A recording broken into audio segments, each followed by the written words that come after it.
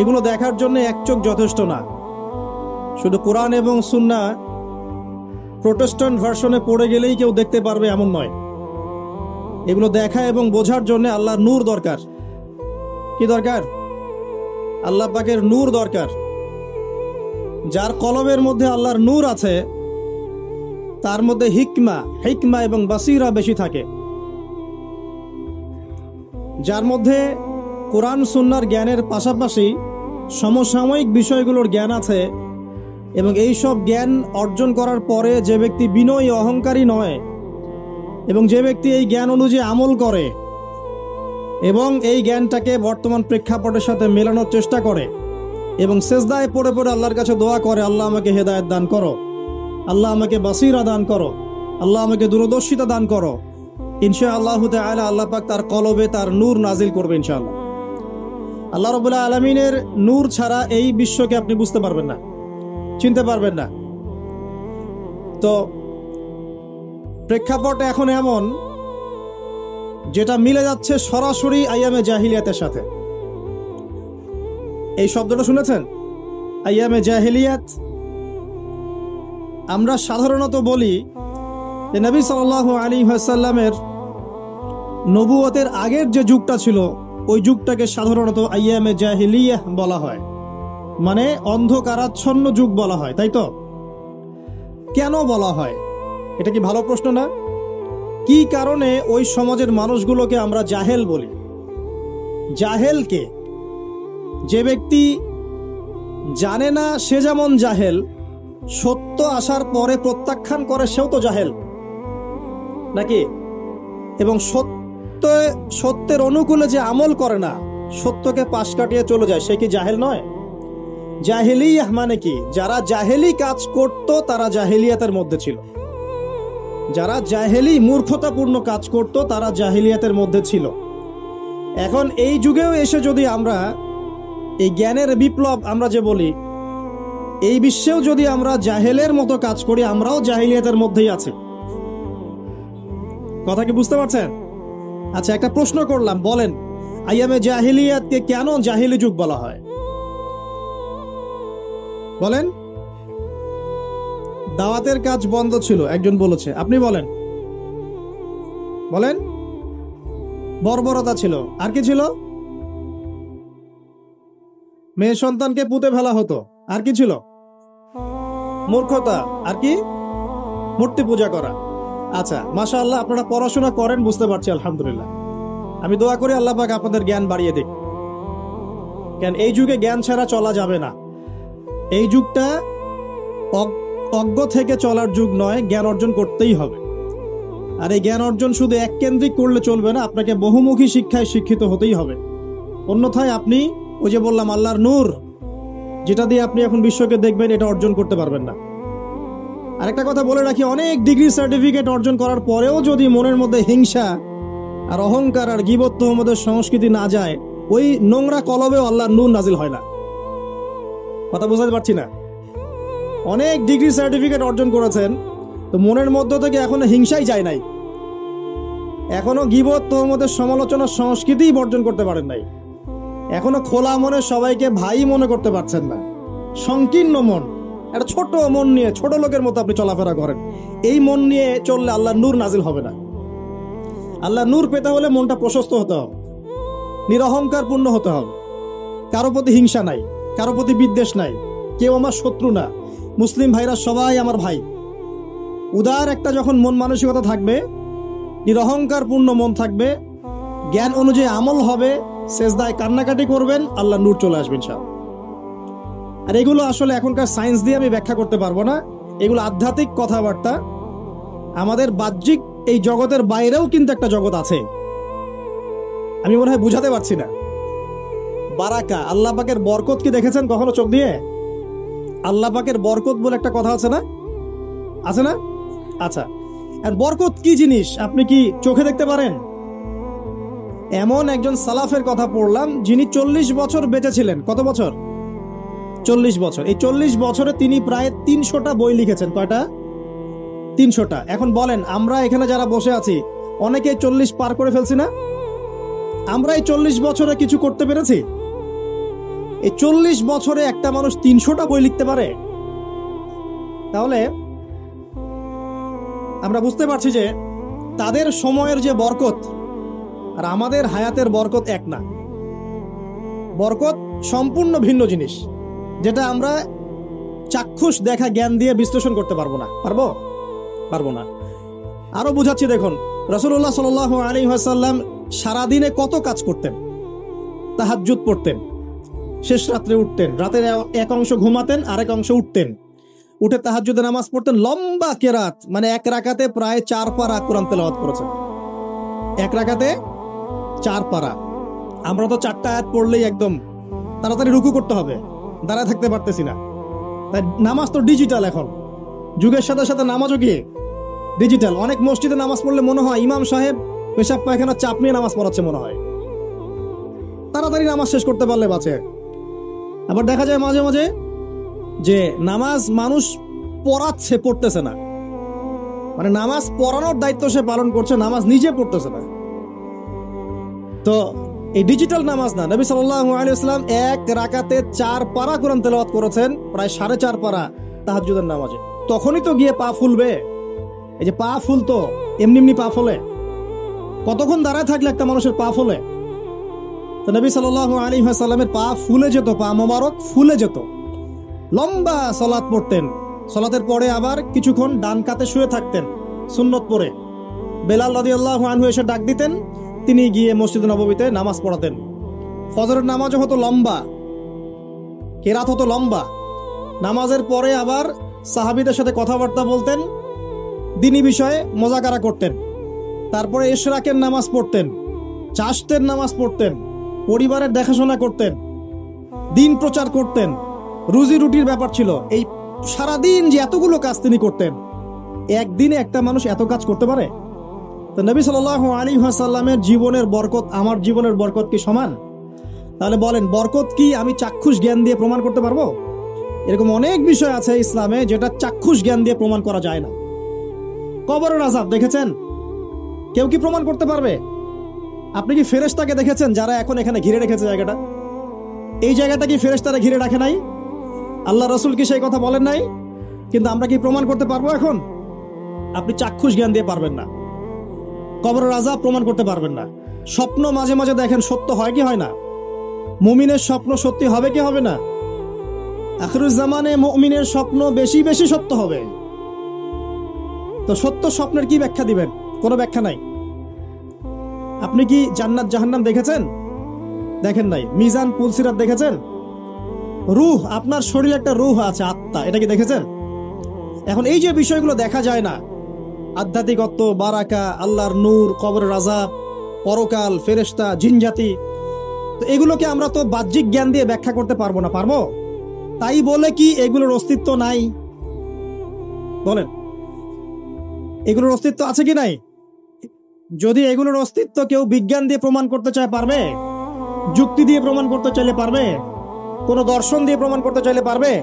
পারবে না। তাহলে এখানে একটা বিষয় হচ্ছে, আল্লাহর পক্ষ থেকে যা নাজিল হয়েছে চোখ বন্ধ করে বিশ্বাস করতে হবে। এখন এই চোখ বন্ধ করে বিশ্বাস করলে পরে মানুষ আপনাকে বলবে ধর্মান্ধ। কি বলবে? এবং ইসলামের এই মৌলিক বিষয়গুলোকে যদি আপনি চোখ বন্ধ করে মেনে চলেন, এখনকার বিশ্বের মানুষ আপনাকে বলবে আপনি মৌলবাদী। এখন আপনি বলেন, ইসলামের মৌলিক বিষয়গুলোকে মেনে না চললে কি কেউ মুসলিম হতে পারবে কিনা? পারবে? তাহলে পরিপূর্ণ মুসলিম হতে হলে আমাকে মৌলবাদী হতে হচ্ছে কিনা? আমি এটা দিয়ে কি বুঝাচ্ছি? আল্লাহ পাকের নাজিল করা প্রতিটা বিষয়কে চোখ বন্ধ করে মানতে হবে। কিছু বিষয় আমার বুঝে আসবে, কিছু বিষয় আমার বুঝে নাও আসতে পারে। এখন যতগুলো বিষয় বললাম, একটাও কি ব্যাখ্যা করতে পারবেন? কিন্তু এগুলো আপনাকে মানতেই হচ্ছে, কারণ আপনি মুসলিম। আল্লাহ বলেছেন, রাসূল বলেছেন, আমি মেনেছি। আর আমার জ্ঞান কি আল্লাহ এবং তার রাসূলের জ্ঞানের চেয়ে বেশি না কম? এই পুরো মহাবিশ্ব যিনি পরিচালনা করছেন, তার জ্ঞান বেশি না আমার জ্ঞান বেশি? এই পুরো মহাবিশ্বে শত কোটি গ্যালাক্সি আছে, এক একটা গ্যালাক্সিতে হাজার হাজার সৌরজগৎ আছে। এরকম শত সহস্র গ্যালাক্সি নিয়ে একটা আসমান গঠিত হয়। এরকম 7টা মহাদেশ আছে, 7টা মহাবিশ্ব আছে। এই 7 মহাবিশ্বের উপরে আছে কুরসি, ওয়াসিআ কুরসিয়ুহুস সামাওয়াতি ওয়াল আরদ, তার উপরে আছে মহাসাগর যার গভীরতা 500 বছরের পথ। তার উপরে আছে আল্লাহ রাব্বুল আলামিনের আরশে আজিম, আর আল্লাহ রাব্বুল আলামিন এই আরশের উপর সমুন্নত। সেই মহান আল্লাহকে আমরা বলি আল্লাহু আকবার। কি বলে? এই যে আল্লাহু আকবারের মর্ম বুঝলেন? এখন এই বিশাল সত্তা আল্লাহু আকবার, আল্লাহ পাক সবচেয়ে বড়, এই সর্বোচ্চ সত্তার জ্ঞান বেশি না আমার জ্ঞান বেশি? তার পক্ষ থেকে যখন কোরআন এবং হাদিস নাজিল হচ্ছে, আমাকে তো চোখ বন্ধ করেই মানতে হবে, নাকি আমি যুক্তি দিব? হ্যাঁ, কিছু বিষয় আমার বুঝে আসবে, কিছু বিষয় আমার বুঝে নাও আসতে পারে। কিছু বিষয় আমি সায়েন্স দিয়ে প্রমাণ করতে পারবো, কিছু নাও পারতে পারি। কিছু আমি দর্শন দিয়ে প্রমাণ করতে পারবো, কিছু নাও পারতে পারি। যেগুলো পারছি না সেগুলো আমার বা আমাদের জ্ঞানের সীমাবদ্ধতা। কথা কি বুঝতে পারছেন? এটা আল্লাহ পাকের জ্ঞানের বা আল্লাহ পাকের ওহির কোনো ত্রুটি নয়। আল্লাহর ওহির কোনো ত্রুটি আছে? এটা আমার জ্ঞানের সীমাবদ্ধতা। আসেন সামনে যাই। যে কথাটা বলতে গিয়ে এদিকে আসলাম, দেখুন এমন অনেক বিষয় আছে যেগুলো আমরা খালি চোখে ব্যাখ্যা করতে পারবো না। আমরা যে যুগটাকে আইয়ামে জাহিলিয়াত বলছি, ওই যুগটাতে যে সমস্যাগুলো ছিল, যে পাপগুলো ছিল, সেগুলো এখনকার বিশ্বে আরো অনেক উঁচু লেভেলে বিরাজ করছে। যেমন এই যে আপনারা বললেন, একটা পাপ ছিল শিরক। সরাসরি মূর্তি পূজা বলছি না, আমরা বলছি কি শিরকের পাপ ছিল। ওই আইয়ামে জাহিলিয়াতের মানুষগুলো শিরকের পাপে নিমজ্জিত ছিল। তারা শুধু মূর্তির পূজাই করতো এমনটা নয়, তারা কবরেরও পূজা করত, তারা মৃত মানুষেরও পূজা করত, তারা কেউ কেউ নাস্তিকতায়ও বিশ্বাসী ছিল। সূরা মুমিনুন পড়লে দেখবেন তাদের মধ্যে একটা আকীদা ছিল, ইন হিয়া ইল্লা হায়াতুনা দুনিয়া নামুতু ওয়া নাহইয়া। কাফেররা বলতো যে আমরা এই পৃথিবীতে জন্মেছি, এখানেই আমরা জন্মাবো, এখানেই মারা যাব, ওয়া মা নাহনু বিমাবউসিন, আমাদেরকে পুনরুত্থিত করা হবে না। এই পরকালের কনসেপ্টে তারা বিশ্বাস করতো না। তো এরকমও লোক ছিল। শুধু যে লাত, ওজ্জা, হবল, মানাত এগুলোর পূজা করতো তাই নয় বিষয়টা। এখানে কবর পূজাও ছিল, এখানে আপনার মৃত মানুষের পূজাও ছিল, এখানে গাছপালা, চন্দ্র, সূর্য, নক্ষত্রের পূজাও ছিল, আবার নাস্তিকতাও ছিল। এক কথায় আইয়ামে জাহিলিয়াতের সবচেয়ে বড় পাপ ছিল শিরক। কথা কি বুঝতে পারছেন ভাই? আচ্ছা, না বুঝলে বলবেন, শেষে গিয়ে প্রশ্ন করবেন ইনশাল্লাহ, সমস্যা নাই। তাহলে প্রথম যে পাপটার কথা বললাম সেটা কি? শিরক। এখন একটু এই 1400 বছর পরে চলে আসে, চলে এসে দেখেন এখনকার সমাজের দিকে তাকান, এখনকার মুসলিম রাষ্ট্রগুলোর দিকে তাকান, আর পুরো বিশ্বের দিকে তাকান। সবচেয়ে বড় সমস্যাটা কি বলেন? সবচেয়ে বড় সমস্যা কি শিরক নয়? আচ্ছা, মুসলিমরা কি এখন অনেকেই কবর পূজা করে না? মুসলিমদের মধ্যে অনেকেই দেখবেন যে মৃত মানুষের কাছে চাচ্ছে না, মৃত মানুষের কাছে সন্তান প্রার্থনা করে না, ওই যে ওখানে গিয়ে নজর মানত করছে না যে মৃত মানুষকে সন্তুষ্ট করলে আমার ভালো হবে, না হলে আমার কোনো ক্ষতি হয়ে যাবে, এটা মানুষ করছে না। মুসলিমদের মধ্যে বহু মানুষ আল্লাহর হালালকে হারাম করছে না, আল্লাহর হারামকে হালাল করে নিচ্ছে না, এটাও কিন্তু শিরক। আপনি কি জানেন যে আল্লাহর হালালকে হারাম করলে শিরক হয়? আল্লাহর হারামকে হালাল করলে শিরক হয়। সুদ হালাল না হারাম? না, সুদ তো ফরজ। সুদ হালাল না হারাম? সুদ তো এখনকার বিশ্বে ফরজ। সুদ ছাড়া এই বিশ্ব চলবে না। আপনি ঠিক বলছেন, কিন্তু সুদ ছাড়া এই বিশ্ব চলে না। যে কোনো কিছু করতে গেলে সুদ লাগে। তো এখন যে সবাই এটাকে হালাল করে নিচ্ছে, এটা কি হচ্ছে? আল্লাহর হারামকে মানুষ হালাল করছে না। আচ্ছা বলেন, মদ হারাম না হালাল? বলেন। মদ তো ওয়াজিব নাকি? কয়টা ছেলে আছে স্মোক করে না? বলেন, কয়টা ছেলে দেখাতে পারবেন যারা স্মোক করে না? এখানে কারা কারা স্মোক করেন না? মাশাআল্লাহ, আলহামদুলিল্লাহ, মাশাআল্লাহ। হাত নামান, হাত নামান, হাত নামান। আল্লাহ পাক আপনাদের রক্তে এবং মাংসে বরকত দান করুন, দোয়া করি। যদি আপনি কোনো কমিউনিটির মধ্যে দেখাতে পারেন যে তারা মাদক থেকে দূরে আছে, তারা শুধুমাত্র ইসলামিক কমিউনিটি, অন্য কোনো কমিউনিটি না। যদি আপনি মাদক মুক্ত কোনো ক্যাম্পাস দেখাতে পারেন, সেটা হবে মাদ্রাসা। যদি পর্ন মুক্ত ক্যাম্পাস দেখাতে পারেন, দেখাতে হবে মাদ্রাসাকে। এখানে বিষয়টা হচ্ছে, যারা ইসলাম প্র্যাকটিস করে, কোরআন এবং সুন্নাহর বুঝ যাদের মধ্যে আছে, যাদের মধ্যে আল্লাহর ভয় আছে, এরা কখনো সুদ খাবে? এরা কি মদ খাইতে পারবে? পারবে না। ইনশাআল্লাহ আপনারা কি জিনা করতে পারবেন? আল্লাহ পাক আপনাদেরকে ঈমান আমলের উপর অটুট রাখুন, আমিন। যে কথাটা বলছি, কেউ যদি আল্লাহর হালালকে হারাম করে নেয়, আর কেউ যদি আল্লাহর হারামকে হালাল করে ফেলে, এটাকে কিন্তু শিরক বলা হয়। এই বিশ্বে কি এই সমস্যা নাই? বুঝেন না এই সমস্যা আছে কি নাই? আছে। সামনে আগান। এই বিশ্বের শিক্ষা ক্ষেত্রগুলো দেখবেন, এই শিক্ষা ক্ষেত্রগুলোর মধ্যে নাস্তিকতার শিক্ষা বাড়ছে না কমছে? বাড়ছে। এই বিশ্বের অর্থনীতি দেখবেন, অর্থনীতির মধ্যে শিরক বাড়ছে না কমছে? এখানে আপনাকে সুদ নিতে হচ্ছে, এখানে আপনাকে আল্লাহর নাজিলকৃত ইকোনমি বাদ দিয়ে পশ্চিমাদের নাজিলকৃত ইকোনমি বহন করতে হচ্ছে। এটাও এক প্রকার কুফরি। আরো সমস্যা আছে। এই বিশ্বের ওয়ার্ল্ড অ্যাফেয়ার্স এর দিকে তাকাবেন, দেখবেন বিশ্বের কয়টা জায়গা আপনি আমাকে দেখাতে পারবেন যেখানে মুসলিমদের মধ্যেও আল্লাহ রাব্বুল আলামিনের নাজিলকৃত বিধান দিয়ে বিচার ফয়সালা হচ্ছে? কয়টা দেখাতে পারবেন? তো যেখানে আছে খুব স্বল্প পরিসরে। পুরো বিশ্বের অবস্থা আজকে এমন। পর্নোগ্রাফি হালাল না হারাম? পশ্চিমা সংস্কৃতির মধ্য দিয়ে এটা সারা বিশ্বে ছড়িয়ে দেওয়া হয়েছে। মানুষ এখন এটাকে available part of our life এটা মনে করছে, common part of our life. পর্দা হালাল না হারাম? বলেন, পর্দা না করাটা হারাম না হালাল? আচ্ছা, এখন দেখেন মিডিয়া বলেন, প্রিন্ট মিডিয়া বলেন, ইলেকট্রনিক মিডিয়া বলেন, বিভিন্ন প্রযুক্তিগত উন্নয়নের মধ্য দিয়ে নগ্নতাকে প্রমোট করা হচ্ছে কি হচ্ছে না? বলেন, হচ্ছে কি হচ্ছে না? এখন কি কাপড় খোলার দিকে মানুষ বেশি আগ্রহী না পরার দিকে? দেখবেন ইসলামের বুঝ যাদের মধ্যে নাই, এরা কাপড় খুলতে চাচ্ছে এখন। আর আমি আপনাদেরকে বলি, আগের লেকচারগুলোতে বলেছি, এই পুরো মহাবিশ্বে আমাদের বাবা আর মা আদম এবং হাওয়া আলাইহিস সালাম, তাদের গা থেকে পোশাকটা খুলে ফেলেছিল কে জানেন? কে? ইবলিস। যখনই তারা গাছের কাছে গেলেন তখন কি হলো? ফালাম্মা যাকা আশ-শাজারা বাদাত লাহুমা সাওআতিহিমা। যখনই তারা গাছের কাছে গেলেন তাদের কাপড় খুলে পড়ে গেল। তাহলে পুরো মহাবিশ্বে আমাদের পিতামাতাকে নগ্ন করে দিয়েছে কে? ইবলিস, শয়তান। তাহলে এখন পৃথিবীতে যারা মুসলিমদেরকে বা অমুসলিমদেরকে, পুরো মানবতাকে যারা নগ্ন করতে চাচ্ছে, এরা কার এজেন্ট? এরা কার এজেন্টটা বাস্তবায়ন করছে? এটা কি বুঝতে বাকি থাকে? আমি কথাগুলো বানিয়ে বলি নাই। সূরা আরাফ পড়েন, দেখবেন সব লেখা আছে। আসেন, এক কথায় বলতে চাচ্ছি, ওই সময়কার যে শিরকটা শুধুমাত্র মক্কায় সীমাবদ্ধ ছিল, এখনকার শিরকটা গ্লোবালাইজেশন হয়েছে, পুরো দেশে দেশে দেশে শিরক ছড়িয়ে পড়েছে। আসেন, ওই সময় আরেকটা বড় পাপ ছিল, যেটা এই যে এক ভাই বলল, সেটা হলো রিবা। রিবা, রিবা মানে কি? সুদ। রিবা মানে সুদ, জানেন তো? আর সুদ তো ফরজ নাকি ভাই? আচ্ছা, এমন কোন গ্রাম নাই বাংলাদেশে যেখানে সুদ নাই, আর বিশ্বের এমন কোন দেশ নাই যেখানে সুদ নাই।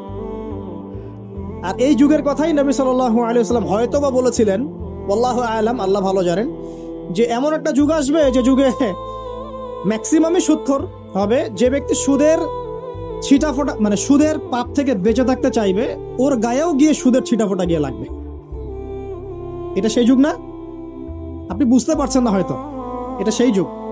আপনি মনে করছেন দাড়ি, টুপি, পাগড়ি, জুব্বা মাশাআল্লাহ সব লাগাই দিছি, হ্যাঁ, বাইরে একটা সাইনবোর্ড আছে, আমি মৌলবী, আল্লামা, আমি একজন দায়ী বক্তা, কিন্তু সুদের যে ওই ছিটাফোঁটা, এটা আপনার কাছে আমার কাছেও আছে।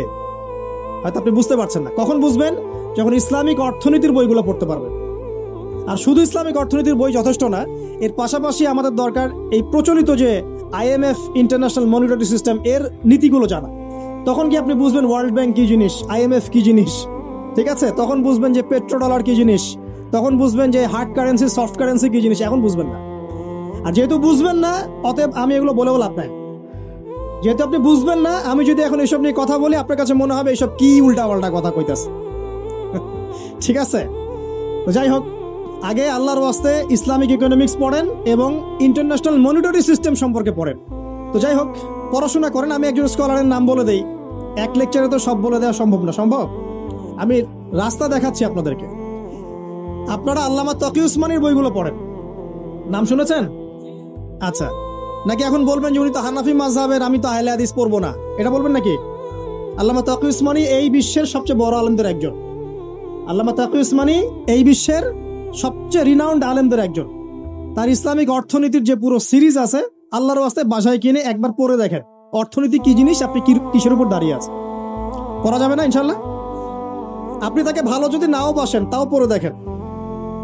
মনে করেন আপনি একটা কমিউনিটির মধ্যে আছেন বা একটা সংগঠনে আছেন বা একটা ঘরানার মধ্যে আছেন, তাহলে কি অন্য ঘরানার বইপত্র পড়া যাবে না? হারাম হারাম হয়ে গেছে নাকি? এই যে সংকীর্ণ মানসিকতা থাকলে ভাই হেদায়েত পাওয়া যাবে না। আর আপনি যে মনে করছেন আমি একদম হকের উপর আছি, আপনি সঠিক পথে আছেন ঠিকই, তবে এটা সঠিক ভুল পথ। কথা বুঝতে পারছেন না? আপনি মনে করছেন যে আমি একদম চূড়ান্ত সঠিক বিষয়ের উপর আছি। হ্যাঁ, আপনি সঠিক বিষয়ের উপর আছেন ঠিকই, বাট আপনি সহি একটা ভুল পথে আছেন। এটা বুঝবেন পরে, যখন জ্ঞানের পরিধি বাড়তে থাকবে তখন বুঝবেন যে সহি পথ কোনটা, সহি ভুল পথ কোনটা। মুসলিমদের মধ্যে ফাটল সৃষ্টি করে জান্নাতে যাওয়া যায় না। যায়? পুরো মুসলিমরা একটা উম্মাহ, এবং যারাই মুসলিম উম্মার মধ্যে ফাটল সৃষ্টি করতে চায় এরা উম্মার বন্ধু নয়, শত্রু। মুসলিম উম্মার মধ্যে কোনো ফাটল সৃষ্টি করবেন না। সবার মাঝখানেই হৃদ্যতা, ভালোবাসার বন্ধন থাকবে। যদি বিভিন্ন ধর্মের মানুষ একসাথে বসবাস করতে পারে একটা দেশে, তাহলে বিভিন্ন তরিকা এবং মাযহাবের মানুষও একসাথে থাকতে পারবে একটা দেশে ইনশাআল্লাহ। আমরা আমাদের মাঝে ইখতিলাফি বিষয় থাকতে পারে, কিন্তু দিন শেষে আমরা সবাই মুসলিম ইনশাআল্লাহ। দিন শেষে ইসলামের জন্য দাঁড়াতে হলে দল, মত, মাযহাব, তরিকা নির্বিশেষে সবাই একসাথে দাঁড়াবে ইনশাআল্লাহ। আল্লাহ পাক আমাদের হৃদয়টাকে প্রশস্ত করুন, আমিন। জাহেলিয়াতে 2 নম্বর সমস্যা ছিল রিবা। এই রিবা সম্পর্কে আগে বলি যে এখন আল্লাহ পাক কি বলেছেন। আল্লাহ পাক বলছেন যে ইয়ামহাকুল্লাহুর রিবা ওয়া ইউরবিস সাদাকাত। আপনি যদি দান সদকা করেন, যাকাত দেন, যাকাত ভিত্তিক অর্থনীতি চালু করেন, আল্লাহ পাক আপনার সম্পদকে বাড়িয়ে দিবেন ইনশাআল্লাহ। আর আপনি যদি রিবার মধ্যে যান, আল্লাহর বক্তব্য হচ্ছে, এটা আমার কথা না, আল্লাহ পাক বলছেন আপনার সম্পদ সংকুচিত হয়ে আসবে।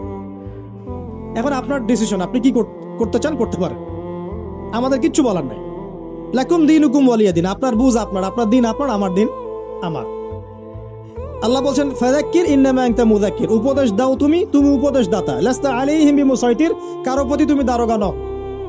আল্লাহ বলছেন আপনি সুদে থাকলে সম্পদ সংকুচিত হবে, যদি ছেড়ে দেন, যাকাত দেন, ব্যবসা ভিত্তিক ইকোনমি চালান, আপনার সম্পদ বাড়বে ইনশাআল্লাহ। কি করবেন, ডিসিশন কার? আপনার। আল্লাহ পাক বলছেন ইয়া আইয়ুহাল্লাযীনা আমানু, হে মুমিনগণ, ইত্তাকুল্লাহ। শোনেন ভাই, আল্লাহ বলছেন ইত্তাকুল্লাহ, তোমরা আল্লাহকে ভয় করো। ওয়া যারু মা বাকিয়া মিনার রিবা, সুদের অবশিষ্ট সব অংশ ছেড়ে দাও, সুদের অবশিষ্ট সব টাকা ছেড়ে দাও। ওয়া ইল্লা ইন কুনতুম মুমিনিন, যদি প্রকৃতপক্ষেই তোমরা মুমিন হয়ে থাকো তাহলে ছেড়ে দাও। ওয়া ইল্লাম তাফআলু, যদি তোমরা না করো। কে বলছেন? আল্লাহ। যদি তোমরা এটা না করো তাহলে আল্লাহ কি বলছেন? ফাআযানু বিহারবিন মিনাল্লাহি ওয়া রাসূলিহি, আল্লাহ এবং তার রাসূলের সাথে যুদ্ধের ঘোষণা শুনে রাখো। এটা কার কথা? এখন আপনি যদি চান আল্লাহর পক্ষে যুদ্ধ করতে পারেন, আপনি চাইলে আল্লাহ এবং তার রাসূলের বিপক্ষেও যুদ্ধ করতে পারেন। আপনাকে কি বাধা দিবে? দিবে না। ডিসিশন কার? ডিসিশন আপনার। নবী সাল্লাল্লাহু আলাইহি ওয়াসাল্লাম আরো বলেছেন যে, আপনারা জানেন হাদিসটা, নতুন কোন হাদিস বলছি না, আপনারা জানেন, প্রত্যেক আলেম জানেন, প্রত্যেক মাযহাবের ইমাম জানেন। কি সেটা? যে সুদের পাপের 70 বা 73টা শাখা আছে। কয়টা? 73 বা 70টা শাখা আছে। তার সবচেয়ে নিম্ন শাখা হচ্ছে নিজের মাকে বিয়ে করা।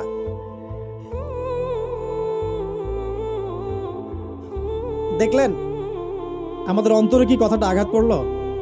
আপনি কি আপনার মায়ের সাথে, নাউযুবিল্লাহ, আপনি কি আপনার মাকে বিয়ে করতে পারবেন? এটা কি কোনো ব্যক্তির পক্ষে সম্ভব?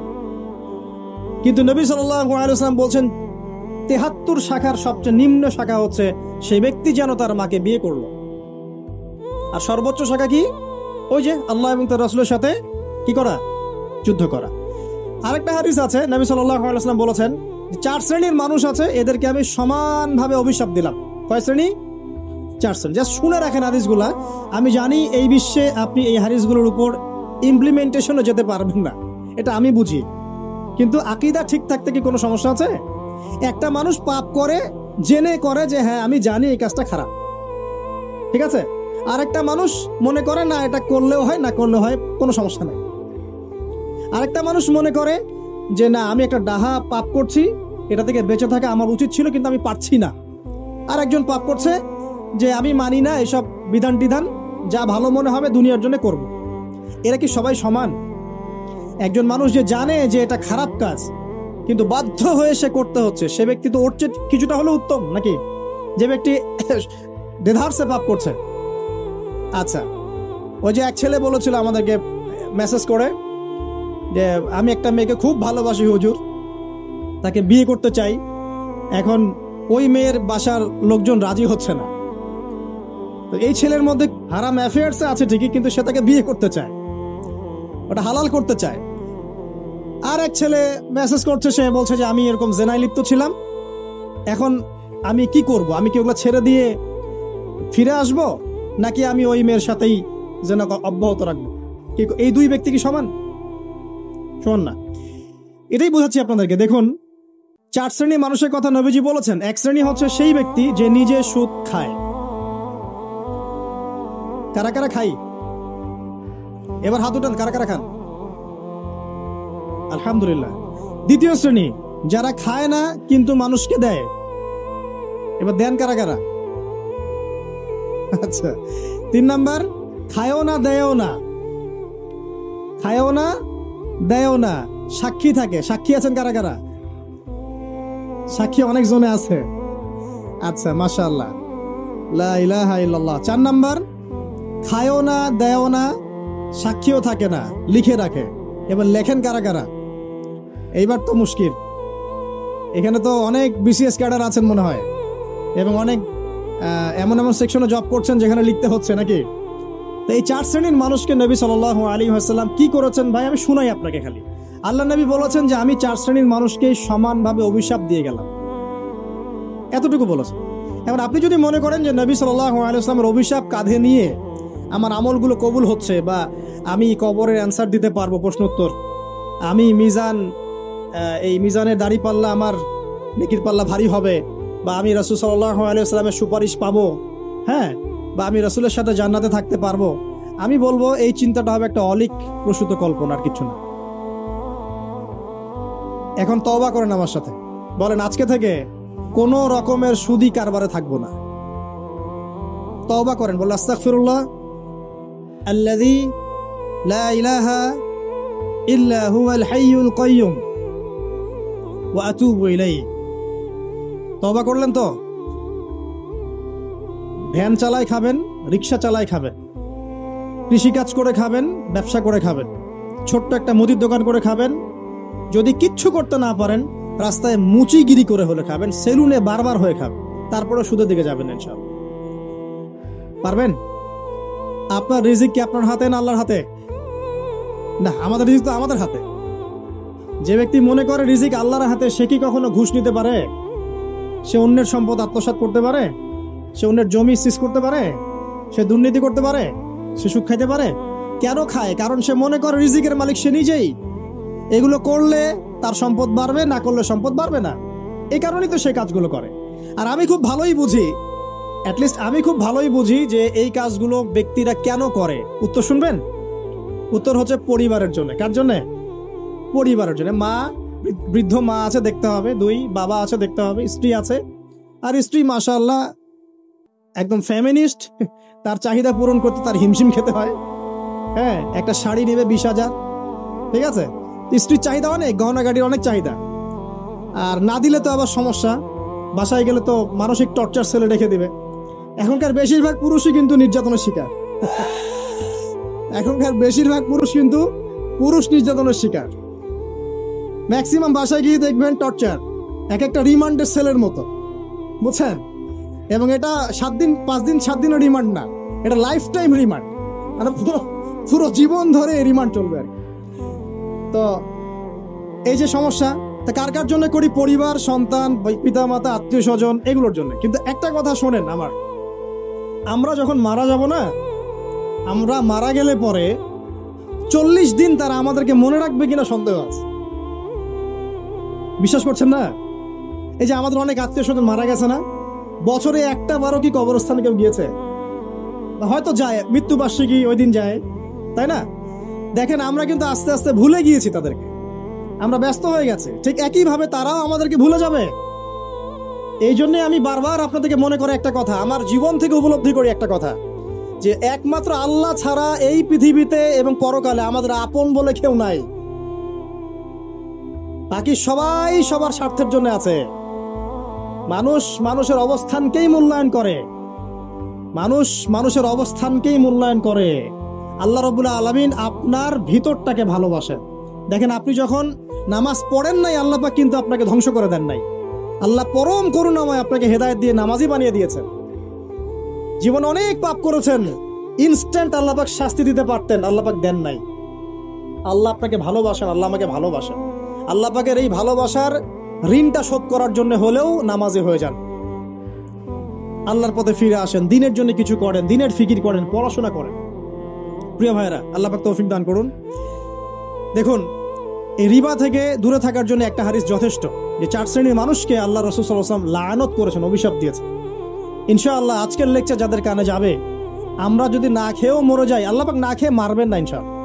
রিজিক আছে, খাবো ইনশাআল্লাহ। কিন্তু হয়তো বা অভাব হবে, টাকা পয়সা একটু কম হতে পারে, অন্যের 10 তলা ফ্ল্যাট হবে, আমার হবে না, ঠিক আছে, অন্যের এত বিঘা বিঘা জমি আমার হয়তো হবে না। কিন্তু ইনশাআল্লাহ তাআলা এই যে দুনিয়ার মুসাফিরের জীবনটা, এটা মুসাফিরের জীবন না? মুসাফিরের জীবনটা কেটেই যাবে ইনশাআল্লাহ। কাটবে না? যে কোনো ভাবে কেটে তো যাবেই ইনশাআল্লাহ। এই যে পরকালের জীবনটা একটা চেতনার শক্তি, জানেন? দুনিয়াতে যত বাধা বিপত্তি আসুক, গাল মন্দ খান, গীবত তহমত খান, কষ্ট হোক, নির্যাতন হোক, একটা বিষয় মনের মধ্যে শান্তি দেয়। কি শান্তি? যে এই দুনিয়ার জীবনটা তো আর চিরস্থায়ী নয়, এটা তো আর সারা জীবন থাকবে না। ইনশাআল্লাহ এই অবস্থা আস্তে আস্তে পরিবর্তন হয়ে যাবে। ফাইন্না মাআল উসরি ইউসরা, পরকালে ইনশাআল্লাহ পাবো। দুনিয়াতে না পেলে কি হয়েছে, পরকালে পাবো ইনশাআল্লাহ। যুবক ভাই, এসব জেনা ছেড়ে দেন, আল্লাহ রাব্বুল আলামিন আপনার জন্য হুর রেখেছেন জান্নাত, ইনশাআল্লাহ পাবেন ইনশাআল্লাহ। এটা ছেড়ে দেন, সুদ ছেড়ে দেন, আল্লাহ পাক আপনার জন্য হাউজে কাউসার রাখছে ইনশাআল্লাহ, ঠিক আছে? অন্যায় পাপ ছেড়ে দেন, আল্লাহ রাব্বুল আলামিন আপনার জন্য জান্নাত রেডি করে রাখছে ইনশাআল্লাহ। এই দুনিয়ার জীবনটা ধোঁকা, একটা ছোট্ট জীবন, পুরা ধোঁকা, কিচ্ছু নাই এর মধ্যে। আমার কথা শোনেন, এই দুনিয়ার জীবনে কিছুই নাই। চারপাশে অনেক কিছু মনে হবে, আপনার বাড়ি আছে, গাড়ি আছে, স্ট্যাটাস আছে, টাকা পয়সা, প্রতিপত্তি সব আছে। আদতে আপনি একা, আদতে আপনাকে একাই কবরে যাওয়া লাগবে, একাই আল্লাহর সাথে হিসেব নিকাশ দিতে হবে। কেউ নাই সাথে, আমাদের সাথে কেউ নাই। কিন্তু আপনি মনে করছেন যে সেলিব্রিটিজম বড়, আমি পলিটিক্যাল নেতা হয়েছি, আমাকে সবাই চেনে, আমি ইকোনমিক সেক্টরে লিড দেই, রাষ্ট্রকে লিড দেই, আমি ধর্মতাত্ত্বিক ক্ষেত্রে লিড দেই, আমাকে দেখলে মানুষ বাহবা দেয়, ইত্যাদি ইত্যাদি। দিন শেষে আমি একা, আপনিও একাই, আমাকেও একাই যেতে হবে, আপনাকেও একাই যেতে হবে। এগুলো সব চারপাশের খালি অন্ধ মোহ, আর কিচ্ছু না। তো এই মোহের মধ্যে ঢুকে পড়বেন না, আল্লাহ পাক তৌফিক ইনায়াত করুন। নবী সাল্লাল্লাহু আলাইহি ওয়াসাল্লাম বারবার বলতেন, আল্লাহুম্মা ইন্নী আউযু বিকা মিন ফিতনাতিদ দুনিয়া, বলতেন না? হে আল্লাহ, আমি এই দুনিয়ার ফিতনা থেকে তোমার কাছে আশ্রয় প্রার্থনা করছি। ওয়া ইন্নী আউযু বিকা মিন ফিতনাতিন নিসা, আমি মহিলাদের ফিতনা থেকেও আশ্রয় প্রার্থনা করছি। আরো দোয়া করতেন, আল্লাহুম্মা ইন্নী আউযু বিকা মিন আযাবিল কবর, হে আল্লাহ, আমি কবরের আযাব থেকে আশ্রয় প্রার্থনা করছি। ওয়া আযাবি জাহান্নাম, জাহান্নামের আযাব থেকে আশ্রয় প্রার্থনা করছি। ওয়া মিন ফিতনাতিল মাহইয়া ওয়াল মামাত, জীবন মৃত্যুর ফিতনা থেকে আশ্রয় প্রার্থনা করছি। ওয়া মিন শাররি ফিতনাতিল মাসিহিদ দাজ্জাল, এবং দাজ্জালের ফিতনা থেকে আশ্রয় প্রার্থনা করছি। দাজ্জালে পরে আসবো ইনশাআল্লাহ। দাজ্জাল নিয়ে আলোচনা করলে আবার কিছু মানুষ খারেজি ট্যাগ লাগাই দিতে পারে, ওই জন্য এদিকে আমি এখন যাচ্ছি না। হ্যাঁ, সামনে আসে। তো রিবার বিষয়টা বলছিলাম। আইয়ামে জাহিলিয়াতের যে সেই রিবা এখনকার বিশ্বে আছে কি নাই বলেন? ওই সময় না হয় মক্কায় ছিল, এখন কি সারা বিশ্বব্যাপী নাই? বিশ্বের কোনো কান্ট্রি রিবা মুক্ত না, বিশ্বের কোনো দেশ রিবা থেকে মুক্ত থাকতে পারবে না, এই বিশ্ব পরিচালনা যারা করছে ওদের আন্ডারে থাকলে। কখন হবে বিশ্ব রিবা মুক্ত? একদিন বিশ্ব রিবা মুক্ত হবে ইনশাআল্লাহ। একদিন না একদিন এই বিশ্বটা সুদ মুক্ত হবে ইনশাআল্লাহ তাআলা। তখন জালেম পার পাবে না, মাজলুমের রক্ত শ্রম বৃথা যাবে না ইনশাআল্লাহ। কবে, কত বছর পর আমি জানি না, কিন্তু এতটুকু জানি যে মালহামার পরে যখন আল মাহদি আসবেন, এবং তারপর যখন মাসিহুদ দাজ্জাল বের হবে, এবং ঈসা ইবনে মারইয়ামকে আল্লাহ পাক নামিয়ে দিবেন, তার হাতে যখন দাজ্জাল নিহত হবে, তখন রিবা বলে কিচ্ছু থাকবে না পৃথিবীর ইনশাআল্লাহ। তার আগ পর্যন্ত এই অবস্থা সলভ হবে কিনা আমরা জানি না, হতেও পারে, নাও হতে পারে, তবে ওই সময় যে হবে নিশ্চিত ইনশাআল্লাহ। আসুন, আইয়ামে জাহিলিয়াতের আরেকটা বড় পাপ ছিল, যে এক ভাই বলেছেন, সেটা হচ্ছে নারীর অবমাননা। কে বলেছে এই কথাটা? সামনে একজন। হ্যাঁ, আইয়ামে জাহিলিয়াতের অন্যতম একটা সেরা পাপ ছিল কি? নারীর অবমাননা। এটা নিয়ে কি বলতে হবে? এখন ধর্মের মধ্যেও আমরা নারীদেরকে অবমাননা করছি। বহু নামাজি ব্যক্তি আছে আমাদের মধ্যে, দেখবেন বোনের সম্পত্তি দেয় নাই, মেয়েকে শিক্ষিত করতে চাচ্ছেন না। কেন চাচ্ছেন না? ওর কি অধিকার নাই শিক্ষার? আপনি কি জানেন যে আয়েশা রাদিয়াল্লাহু আনহার কাছে বহু সাহাবী হাদিসের তালিম নিয়েছেন, বহু হাদিস শিখিয়েছেন কে? মা আয়েশা রাদিয়াল্লাহু আনহা। তো তিনি যদি শিক্ষিত না হতেন শেখাতে পারতেন? তো মেয়েদের শিক্ষার দরকার আছে না? হ্যাঁ, কি বিষয় দরকার? তাদের উপযুক্ত পরিবেশ নিশ্চিত করতে হবে, নিরাপত্তা, পর্দা এগুলো নিশ্চিত করতে হবে। তারপরে মেয়েদেরকে আপনি অবশ্যই শিক্ষিত করবেন। ঘরের কোণে বসে রাখতে কে বলেছে? আপনি নিরাপদ পরিবেশ দেন, পর্দা দেন, তারা মাদ্রাসা যাবে, পড়াশোনা করবে। ঠিক আছে? আল্লাহ পাক আমাদের মা বোনদেরকে শিক্ষিত করার তৌফিক দান করুন, আমিন। ভালো ভালো কোয়ালিটি সম্পন্ন মহিলা মাদ্রাসা গড়ে তোলেন। আর মেয়েরা যদি শিক্ষিত না হয় তাহলে আমাদের বাড়ির বউরা শিক্ষিত হবে না। আর বউ শিক্ষিত না হলে আপনি একা শিক্ষিত হয়ে লাভ নাই। তখন ওই যে বললাম টর্চার সেল, ওই টর্চার সেলে ঢুকতে হবে আর কি। কথা বুঝতে পারছেন না? আগে বিয়ে শাদী করেন, বুঝবেন ইনশাআল্লাহ। আর যারা করেছেন তারা অলরেডি হাসছে যে মিটমিট করে দেন। ঠিক আছে? আচ্ছা, সামনে আসেন। দেখেন মেয়েদের অবমাননা কিভাবে দেখাবো। সবচেয়ে বড় অবমাননা হচ্ছে ওদের দেহটাকে আমরা এখন পণ্য বানিয়েছি। এই যে পর্নোগ্রাফি দেখেন, এই মেয়েগুলোর ইজ্জতের কোনো দাম নাই। মানে তাদের দেহটাকে একটা ব্যবসার সামগ্রী বানানো হয়েছে। এখানে আমরা মেয়েদের দেহটাকে আমরা কি বানিয়েছি? পণ্য বানিয়ে দিয়েছি। আর এখন তো চলছে কাপড় খোলা সংস্কৃতি। প্রত্যেকটা সেক্টরে আপনি গিয়ে দেখবেন মেয়েদের ইজ্জত, সম্মান, আব্রুটাকে উন্মুক্ত করে এটাকে দিয়ে আমরা বিজনেস করছি। আর এটা একটা বিজনেস। তো এখানে সমাধান কি? সমাধান আয়েশা রাদিয়াল্লাহু আনহা। সমাধান কে? সমাধান ফাতিমা রাদিয়াল্লাহু আনহা। সমাধান কে? সমাধান খাদিজা রাদিয়াল্লাহু আনহা। আমাদের মা, আমাদের বোন, আমাদের স্ত্রীদেরকে তাদের মতো করে মানুষ করতে হবে, গড়ে তুলতে হবে ইনশাআল্লাহ। দেখবেন নারীর সত্যিকারের সম্মান নিশ্চিত হবে ইনশাআল্লাহ। ইসলাম কি কখনো বলেছে যে মেয়েরা কাজ করতে পারবে না, পড়াশোনা করতে পারবে না ইত্যাদি? এই নাস্তিকরা তো ঠুনকো যুক্তি দিয়ে আক্রমণ করে। কে বলেছে সমস্যা? এমন ইসলামিক স্টেট আছে যেখানে একটা স্টুডিও, মনে করি স্টুডিও, ছবি তোলা হয়, কথার কথা, সেখানে সব কর্মী মহিলা, কোনো পুরুষ নাই। একটা মাদ্রাসা, সমস্ত কর্মী মহিলা, কোনো পুরুষ নাই। একটা স্কুল, সবাই মহিলা, কোনো পুরুষ নাই। ওখানে মেয়েরাই পড়ে, মেয়েরাই শেখায়। জায়েজ না জায়েজ বলেন? একটা নিরাপদ পরিবেশে যদি মেয়েরাই মেয়েদের দায়িত্ব নিয়ে পড়াশোনা করায়, ব্যবসা করে, অন্য কিছু করে, জায়েজ না জায়েজ? তাহলে পরিবেশ নিশ্চিত করাটা হচ্ছে চ্যালেঞ্জ। ইসলাম বলছে না যে আপনি তাকে একদম মানে অজ্ঞ করে রেখে ঘরের কোণে ফেলায় রেখে দেন, তাকে আপনি পড়াশোনাও শেখাবেন না, সম্পত্তির অধিকারও দিবেন না, কিছুই না। এগুলো ইসলাম কখনো বলেনি। বলেছে? আরে বোকা মানুষ! রাসূলুল্লাহ সাল্লাল্লাহু আলাইহি ওয়াসাল্লামের সময় তো মহিলা সাহাবীরা উহুদের যুদ্ধ করেছে। কি শুনলেন? রাসূল সাল্লাল্লাহু আলাইহি ওয়াসাল্লামের সময় মহিলা সাহাবী উহুদের যুদ্ধও করেছে। উহুদের যুদ্ধের নাম শুনেছেন? ওখানে মহিলা সাহাবীও ছিল, তীরন্দাজ। তাহলে মহিলাটা কি করে নাই নবীর যুগে? খাদিজা রাদিয়াল্লাহু আনহা যত বড় ব্যবসায়ী ছিলেন, এখন এত বড় ব্যবসায়ী পাবেন? কোন মেয়ে আছে এত বড় ব্যবসায়ী? উসমান রাদিয়াল্লাহু আনহু যত বড় বিজনেসম্যান ছিলেন, এখন এত বড় বিজনেসম্যান আছে?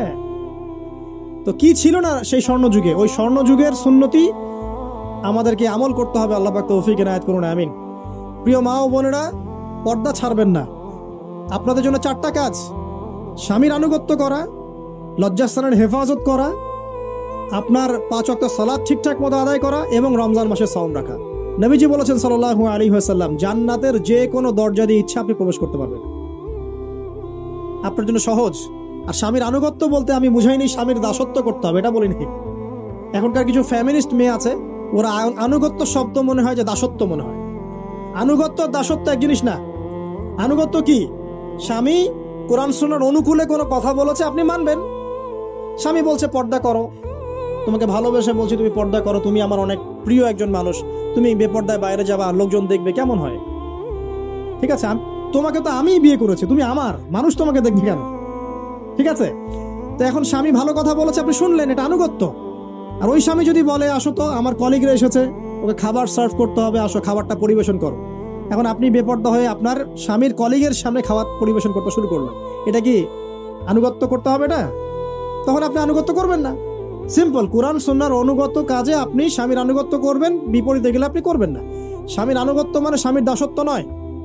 আর এই হাদিসটা আপনি কেন ভুলে যান যে আল্লাহ রাসূল সাল্লাল্লাহু আলাইহি ওয়াসাল্লাম বলেছেন, আল্লাহ ছাড়া যদি কাউকে সেজদা করা যেত, সম্মান বুঝাচ্ছেন, আল্লাহ ছাড়া যদি কাউকে সেজদা করা জায়েজ হতো, আমি মেয়েদেরকে বলতাম যেন স্বামীকে সেজদা করে। কেন? কারণ আপনাকে রেসপন্সিবিলিটি, আপনার খাবার, আপনার ফুড, আপনার শেল্টার, আপনার মানে পুরো দায় দায়িত্ব নিজের হাড় ভাঙা পরিশ্রম দিয়ে জীবনের ঝুঁকি নিয়ে স্বামী আপনার জন্য করে, সে আপনার সম্মান পাওয়ার যোগ্য তো? সে কি আপনার সম্মান পাওয়ার যোগ্য নয়? আপনি যদি সম্মানের হক আদায় না করতে পারেন তাহলে আপনি অকৃতজ্ঞ। আর অকৃতজ্ঞ মেয়ে কখনো জান্নাতে যাবে? একটা হাদিসে আছে, বেশিরভাগ মেয়ে জাহান্নামের যাওয়ার অন্যতম কারণ হচ্ছে তারা স্বামীর সাথে কুফুরি করে। কি করে? মানে সারা জীবন স্বামী ভালোবেসে যায়, ভরণ পোষণ দিয়ে যায়, সব চাহিদা পূরণ করে যায়, একদিন দেখবেন কথা কাটাকাটি হয়েছে, ওই দিন বলে বসবে যে তোমার কাছে আমি কিচ্ছু পাই নাই সারাদিন। এই যে কুফুরি, এই কারণে তারা জাহান্নামে যেতে পারে বেশি। আল্লাহ হেফাজত করুন। আমি আরেকটা কারণ হচ্ছে যে বেপর্দা। আপনাকে 4টা মূলনীতি ফলো করতে হবে। 1, এমন কোনো পোশাক পরবেন না যে পোশাকটা আটো সাটো, যেটা পরলে আপনার গায়ের কাঠামো বোঝা যায়। এটা বোরখা হলেও পরা যাবে না। আমি কি বুঝাতে পারছি? ডিজিটাল বোরখা দেখেন নাই? দেখছেন? মাশাআল্লাহ। আর কারা কারা দেখছেন? এদিকে চোখ বেশি যায় না? আচ্ছা, এমনি দেখা যায়, চোখ দিতে হয় না, এমনি দেখা যায়। ডিজিটাল বোরখা চলবে না, ডিজিটাল বোরখা চলবে না। আমার মত, এটা আমি মত দিচ্ছি, আমি আল্লাহর রাস্তায় সময় দিয়েছি অনেকদিন, এবং এখানে যে পর্দাটা শেখানো হয় এরকম পর্দা আমি অন্য কোথাও দেখিনি। এত চমৎকার পর্দা শেখানো হয়। কারা কারা সময় লাগিয়েছেন? 3 দিন 7 দিন সময় দিয়েছেন কারা কারা? বেশিরভাগই দেন নাই। সমস্যা নাই, দিতে হবে। আমি বাধ্যতামূলক বলিনি আপনাকে, বলেছি এখানে পর্দা শেখানো হয়, চমৎকার পর্দা শেখানো হয়, যে এখানে চোখটা পর্যন্ত তাদের ঢেকে রাখার তালিম দেওয়া হয়। যাই হোক, যেখানেই শেখেন অ্যাটলিস্ট পর্দাটা শিখলেই হলো। এমন পোশাক হবে না যেই পোশাকটা আটো সাটো, যেটা পরে আপনার গায়ের কাঠামো বোঝা যায়। 2 নম্বর, এমন পোশাক পরা যাবে না যেই পোশাকটা পরলে বাহির থেকে ভিতরের অঙ্গ দেখা যায়। দেখেছেন? দেখেন নাই? দেখছেন হুজুর? আচ্ছা, আপনারা তো সব দেখেন দেখি। তারপরে 3 নাম্বার, এমন পোশাক পরা যাবে না যেটা অমুসলিমদের সাথে সাদৃশ্য আছে। কথা বুঝতে পারছেন? অমুসলিমদের ধর্মীয় বিষয়ের সাথে সাদৃশ্য আছে এমন পোশাক মুসলিম মেয়েদের পরা যাবে না। এর মানে এই নয় যে অন্য ধর্মকে আপনি আক্রমণ করবেন, এটাও নয়। যে যার ধর্ম তাদের স্বাধীনতা মতো পালন করবে। মুসলিমরা বাধা দিবে না। মুসলিমরা দাওয়াত দিতে পারে। কি করতে পারে? দাওয়াত দিতে পারে যে ভাই, এই যে লা ইলাহা ইল্লাল্লাহর কনসেপ্ট আপনাকে বোঝাচ্ছি, আল্লাহ ছাড়া কোনো মাবুদ নাই, মুহাম্মদ সাল্লাল্লাহু আলাইহি ওয়াসাল্লাম সর্বশেষ রাসূল, এই কোরআন পড়ুন, হাদিস পড়ুন, দেখুন এটাই হচ্ছে মানবতার মুক্তির সনদ। এরপর যদি সে ইসলাম কবুল করে আলহামদুলিল্লাহ, যদি না করে এর হিসাব কে দিবে? সে নিজে দিবে। এর হিসাব কি আমাকে দেওয়া লাগবে? দেওয়া লাগবে না। তো অমুসলিমদের সাথে সাদৃশ্য আছে এমন পোশাক চলবে না। আর 4 হচ্ছে, পুরুষরা মেয়েদের পোশাক পরতে পারবে না, মেয়েরা পুরুষদের পোশাক পরতে পারবে না।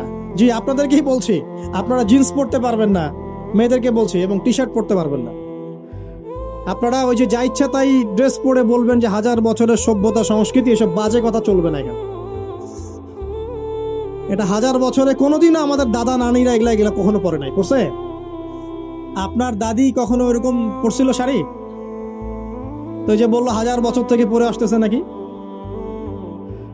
সুবহানাল্লাহ। তো এখানে বিষয়টা হচ্ছে, পুরুষ মেয়ের পোশাক পরতে পারবে না, মেয়ে পুরুষের পোশাক পড়তে পারবে না। আমি খুব সংক্ষিপ্ত করে আপনাকে কোরআন সুন্নাহ থেকে 4টা মূলনীতি বলে দিলাম।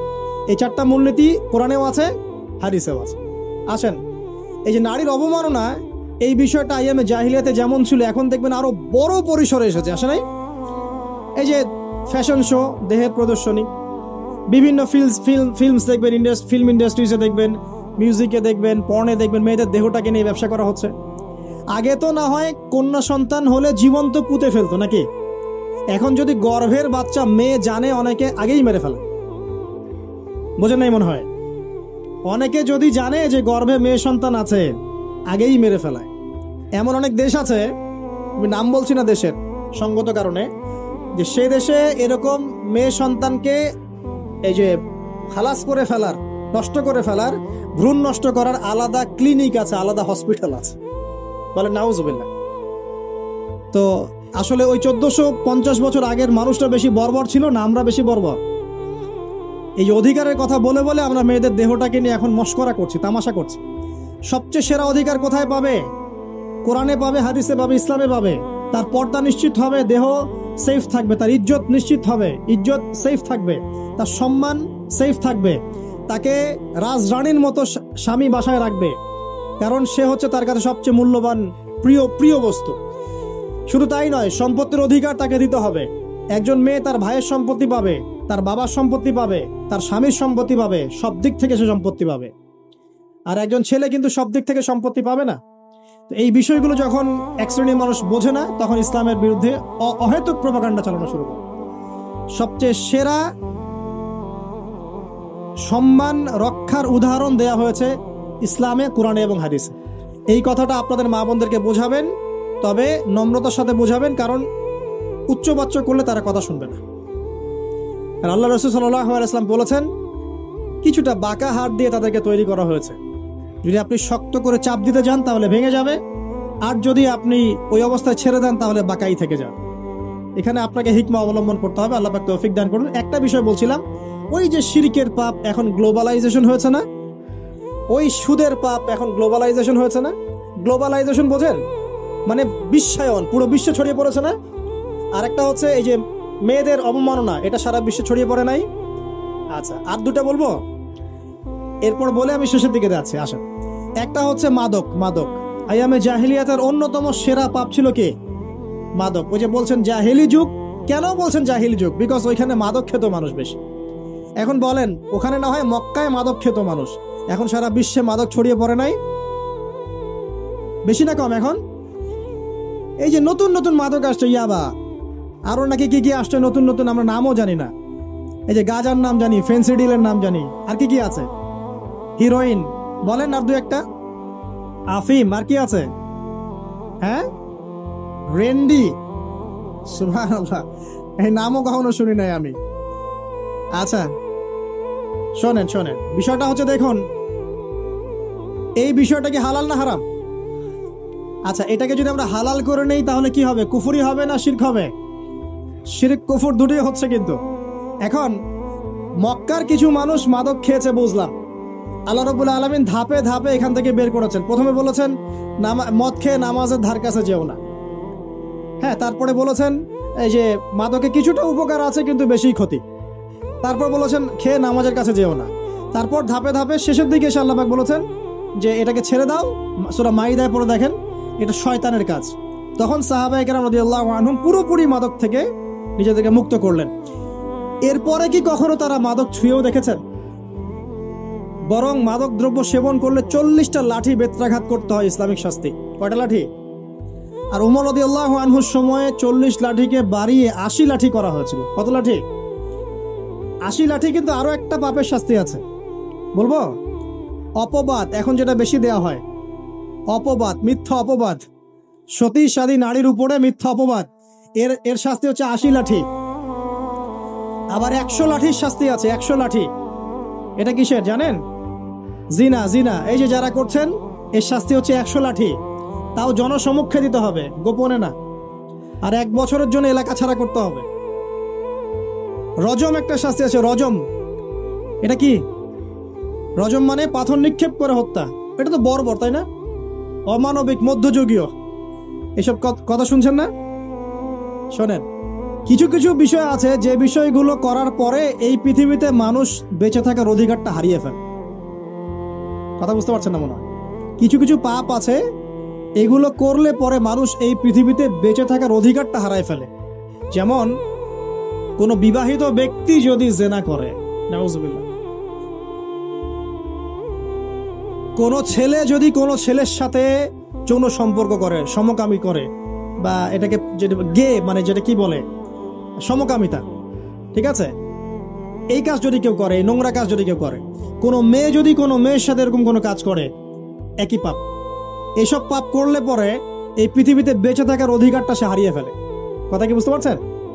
আচ্ছা, তখন শাস্তি হচ্ছে আল্লাহ রাব্বুল আলামিন পাথর নিক্ষেপ করে হত্যা করতে বলেছেন। কারণ হচ্ছে সে এত গর্হিত একটা কাজ করেছে যেটা এই শাস্তি পাওয়ার সম্পূর্ণ যোগ্য। এবং কওমে লূত নামে যে কওম ছিল, ওই কওমটাকে আসমানে উঠিয়ে আল্লাহ পাক পাথর বর্ষণ করে এভাবেই শেষ করে দিয়েছেন। জর্ডান একটা দেশ আছে না, জর্ডানের পাশে ডেড সি নামে একটা জায়গা আছে, ডেড সি, মৃত সাগর। ওইখানে সাদুম নামে একটা গোত্র থাকতো। কোন গোত্র? সাদুম, ওই সাদুম গোত্র এরকম সমকামী ছিল। আল্লাহ রাব্বুল আলামিন লূত আলাইহিস সালামকে পাঠিয়েছিলেন, তারা হেদায়েতের বাণী শোনে নাই। আল্লাহ পাক ওদেরকে আসমানে উঠিয়ে পাথর নিক্ষেপ করে উল্টা দিকে দাফন করে দিয়েছেন। নাউজুবিল্লাহ।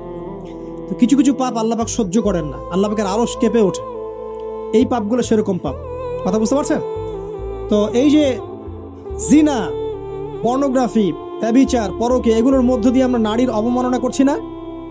এবং ধর্মের মাধ্যমে মাঝে মাঝে করছি, যখন আমরা ধর্মের নামে মেয়েদের অধিকার দিচ্ছি না। অনেকেই সম্পত্তির অধিকার দিচ্ছেন না, অনেকেই শিক্ষিত করছেন না, অনেকেই আরো যৌতুক নিচ্ছেন না, যৌতুক নিচ্ছেন না অনেকেই। যে বিয়ের সময় যৌতুক নেয়, এটা তো মেয়ের উপর, মেয়ের পিতার উপর টর্চার করা, সম্পূর্ণ হারাম, সম্পূর্ণ হারাম।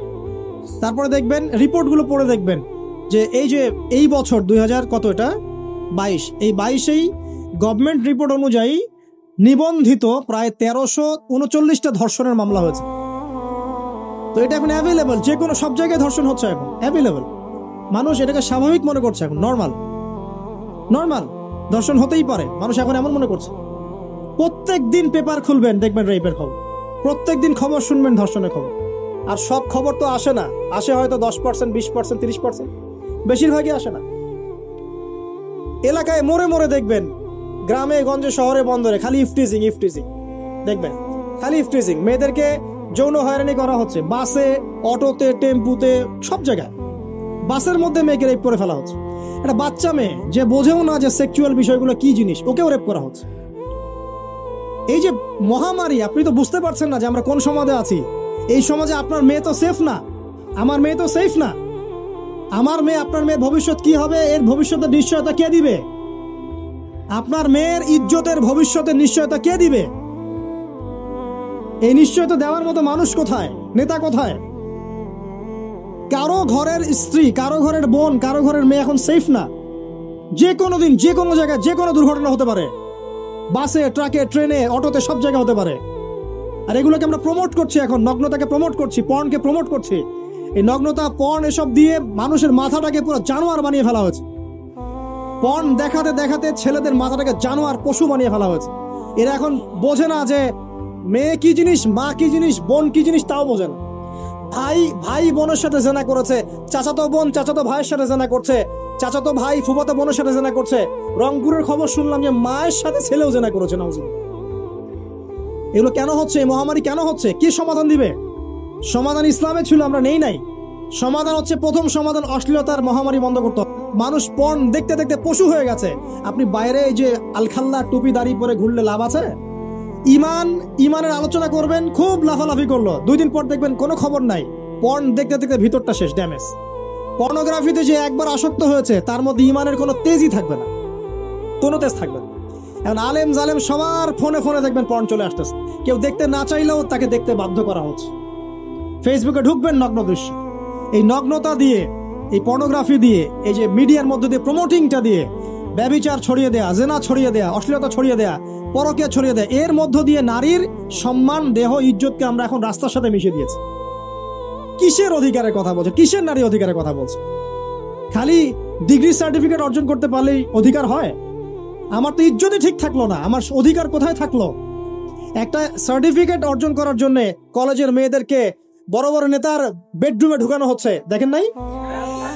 তো একটা সার্টিফিকেট অর্জন করতেই হবে আমাকে, নিজের ইজ্জত বিক্রি করে দিয়ে হলেও আমার সার্টিফিকেট অর্জন করতেই হবে। লাথি মারি এসব পড়াশোনার পিছনে, দরকার নেই আমার পড়াশোনা। হচ্ছে বাসায়, এলাকায় এলাকায় মহিলা মাদ্রাসা করেন, মাদ্রাসায় মেয়েদেরকে পড়ান। আমি খুব দুঃখের সাথে বলছি, অনেক মাদ্রাসাতেও এরকম ঘটনা কিন্তু ঘটেছে, ঘটেছে না? এখানে একটা কথা আমরা পরিষ্কার করতে চাই, সেটা হলো যে পাপ পাপী, রেপ রেপি, ধর্ষণ ধর্ষণী, সে আলেম করুক আর জালেম করুক, ইমাম করুক আর জালেম করুক, ফাসেক করুক, সবাইকে সমান শাস্তি নিশ্চিত করতে হবে। আর শাস্তি হবে দৃষ্টান্তমূলক, যেন আরো 10 জন দেখে শিক্ষা নেয়। ওই যে ইসলামে আছে না, হাত কেটে ফেলা, কি কারণে বলেন তো?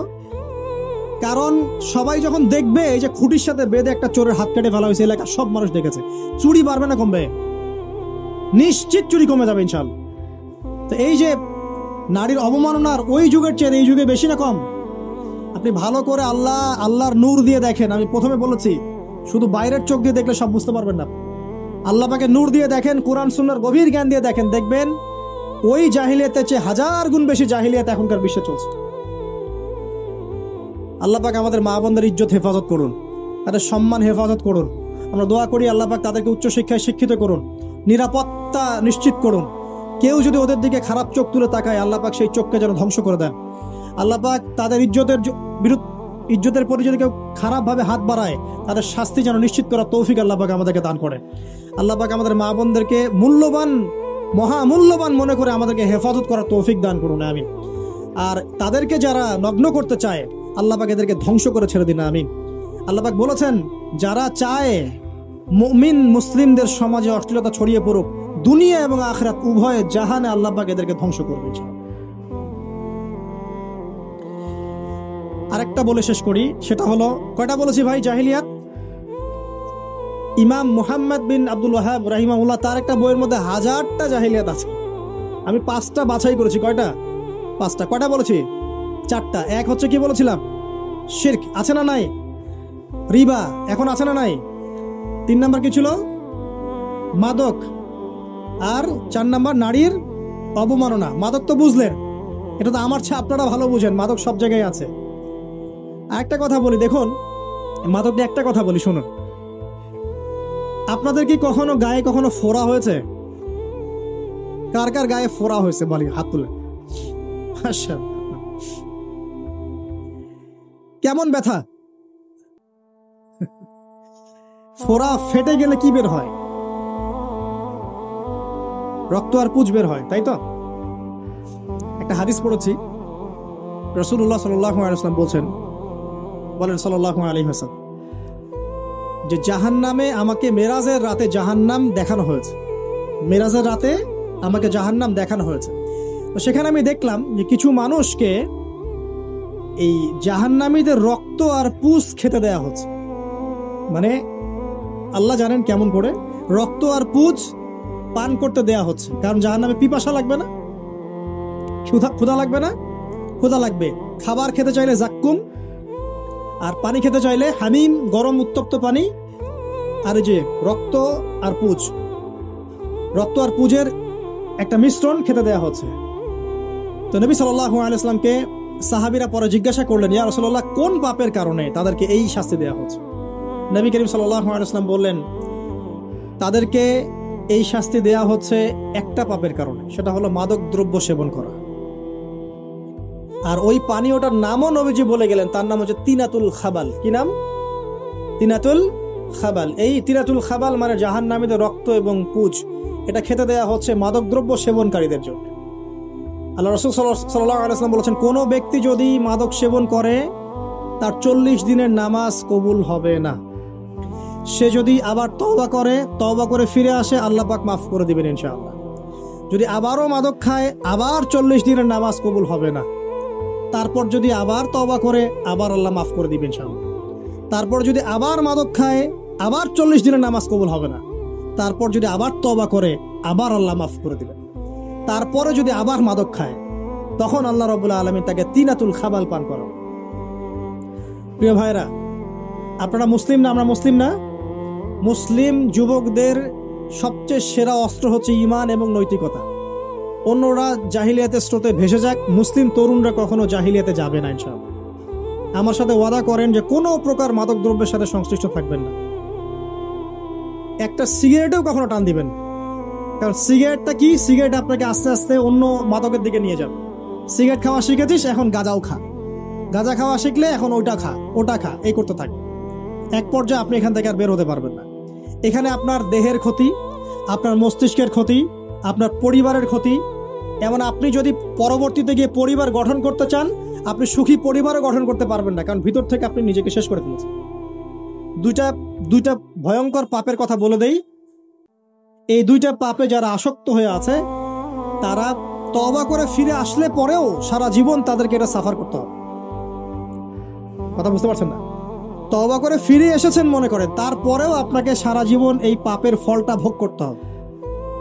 এক, মাদক দ্রব্য দীর্ঘদিন সেবন করেছেন, তওবা করেছেন,